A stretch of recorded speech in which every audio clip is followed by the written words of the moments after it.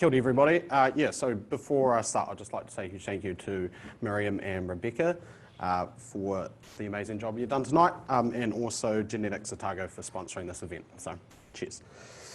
My name's Tom Devine, and I was so bad at health sci. I got a 51 for physics and a 55 for chemistry. I was so shit at UMatt, they didn't even give me a grade. I got my card and it said 1 to 20th percentile. What does that even mean? Was I 1 or was I 20? I don't know.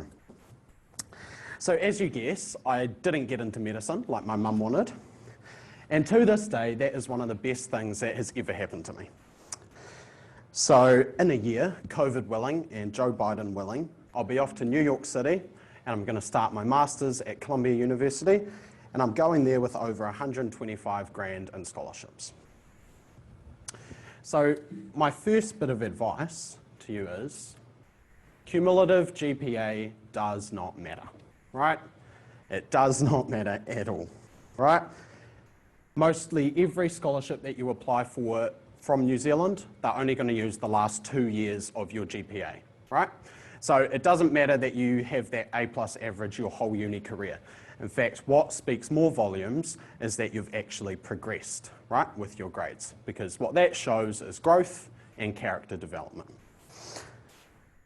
All right, so don't be worried at all if you did badly in first year or second year, or even in some papers in third year, right? There's always time. And those of you in the audience and via Zoom, if you're in your undergrad and you're here tonight, you're already a step above other people because you're already thinking about your future and you haven't even graduated yet. So well done to you guys. All right, and that brings me to my second point. In my opinion, I believe that applying for a scholarship is the ultimate act of self-care, right?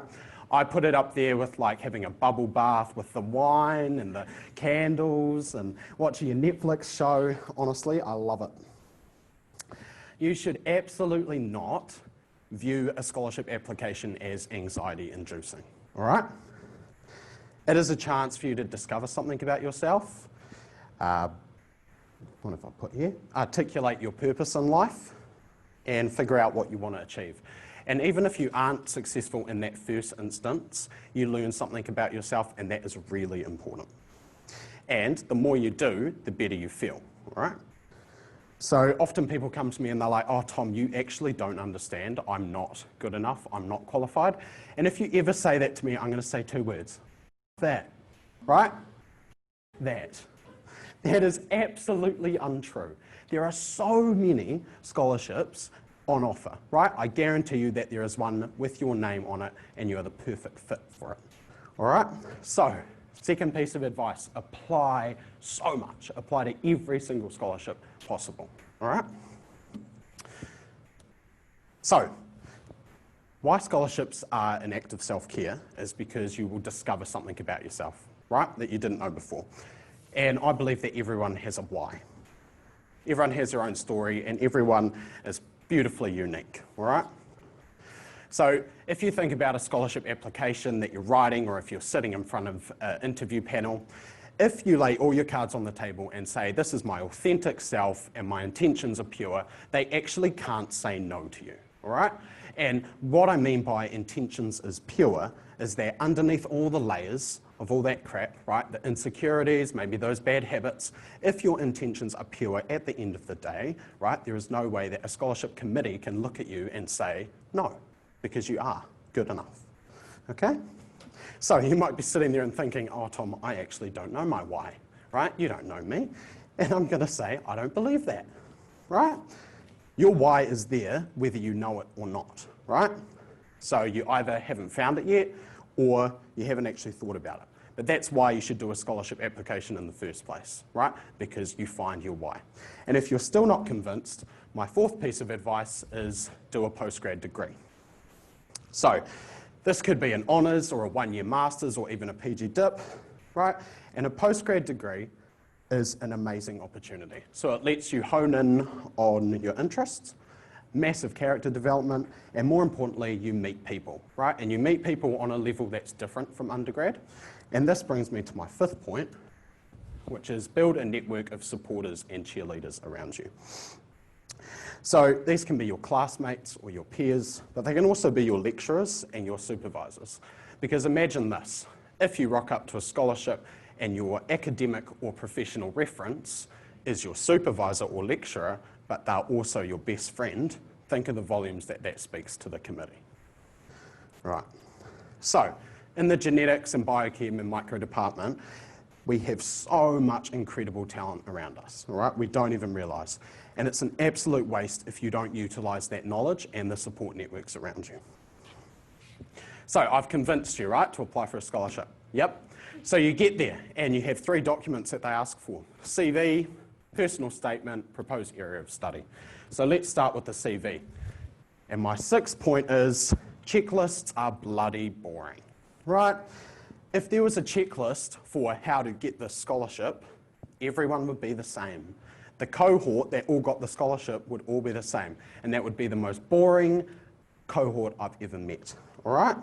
So, my advice is don't believe people when they say you need to be well-rounded, right? That's a complete lie.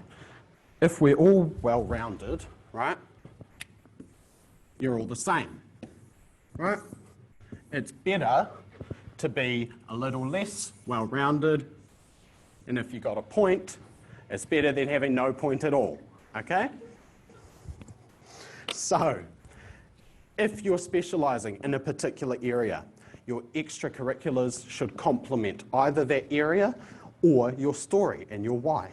So, there's no point running around campus and signing up to all these different volunteer events and, oh, I'm doing this because I'm a good person and all that, because it's not authentic. And that comes back to my point about be your authentic self.